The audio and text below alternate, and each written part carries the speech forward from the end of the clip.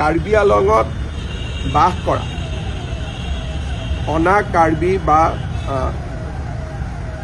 যিসকল কাৰ্বি আলঙৰ স্থায়ী লোক নহয় তেওঁলোকক নিজৰ মাটিৰ পৰা উচ্ছেদ কৰিব লাগে বুলি বহুদিনৰ পৰা এটা দাবী আছে।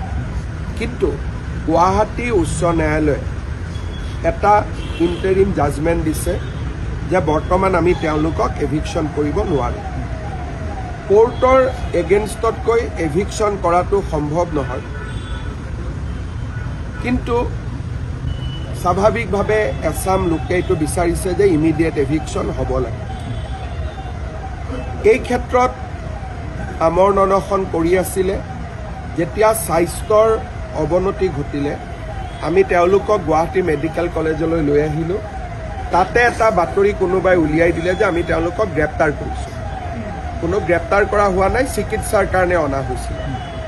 DGP তাতে আছে, ময়ো সকলোৰে লগত কথা পাতি আছোঁ আৰু যিসকল মেডিকেলত আছিলে তেওঁলোক এতিয়া ঘৰলৈকে ঘূৰি যাব আৰু মই ভাবোঁ যে বিষয়টো আমি আলাপ আলোচনাৰ মাজেৰে আমি ইয়াক নিষ্পত্তি কৰিব পাৰিম।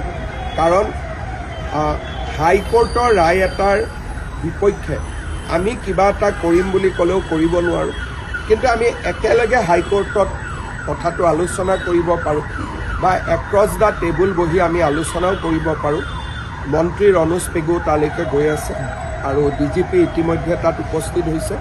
মই ভাবোঁ যে ঘটনাটো আমি নিয়ন্ত্ৰণত আনিব পাৰিম আৰু পৰৱৰ্তী সময়ত যিসকলে এইটো আন্দোলন কৰি আছে তেওঁলোকৰ লগত মই নিজেও কথা পাতিম। মোৰ বিশ্বাস আছে যে আমি সমস্যাটো আলাপ আলোচনাৰ মাজেৰে সমাধান কৰিব পাৰিম।